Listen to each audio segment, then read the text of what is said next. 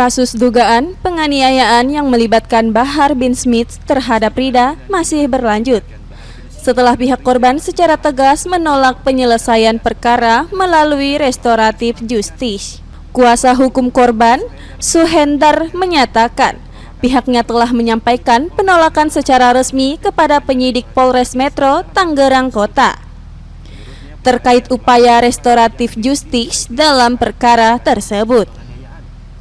Menurut Suhendar, penyelesaian melalui restoratif justice dinilai tidak tepat diterapkan dalam kasus penganiayaan.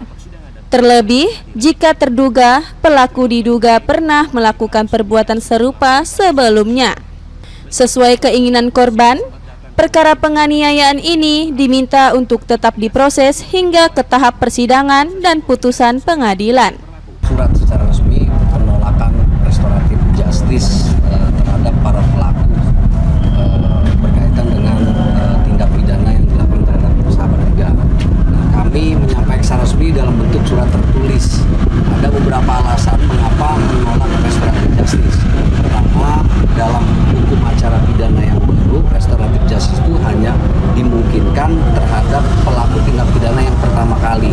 Ya, kami minta agar segera ditahan karena hari ini mereka masih berkeliaran bebas. Sementara itu, istri korban menilai perlakuan yang dialami suaminya sudah melampaui batas kemanusiaan. Meski pihak terduga, pelaku disebut sempat datang ke rumah untuk menyampaikan permohonan maaf. Fitri menegaskan, keluarga korban tetap menginginkan proses hukum berjalan sesuai ketentuan yang berlaku. Dirinya dan suaminya telah memberikan maaf secara pribadi, namun tindakan penganiayaan tetap harus diproses secara hukum. Udah dilihat dari kasusnya ya, suami saya dipukulin, dirampas HP-nya, terusnya dikeroyok sekitar 10-11 orang. Itu rasanya bukan kurang, malah nggak manusiawi gitu.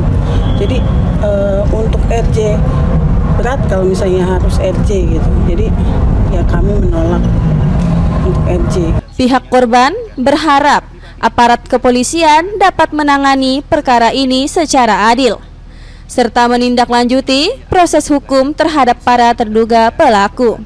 Hakim Najili, Jawa Post TV, memberitakan.